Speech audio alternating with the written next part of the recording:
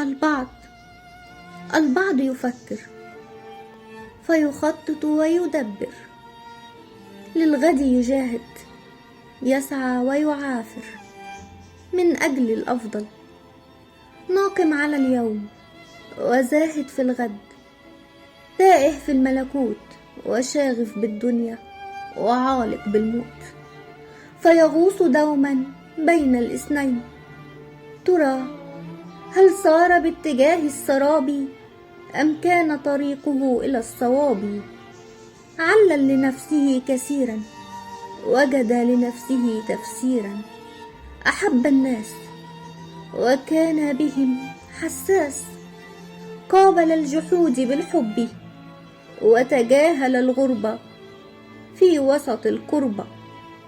جاهد من أجل البقاء فعانى الكثير وسط طريق عسير،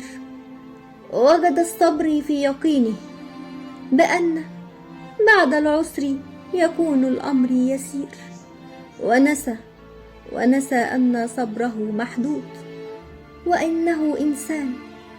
ولطاقته حدود، وسيأتي عليه يوما معهود يكون فيه طريقه مسدود،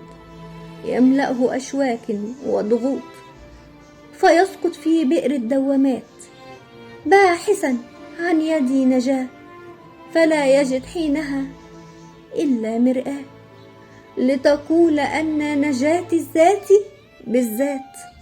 ورضا رب العباد وحسن العمل لتيسير الحال، أساس فتح كل سد محال، يخرج حينها برسالة: إن كنت تنتظر العون من عبد فإنك في الهلاك،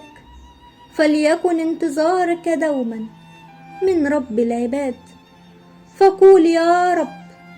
فقول يا رب، تفتح لك كل الأبواب، كل الأبواب.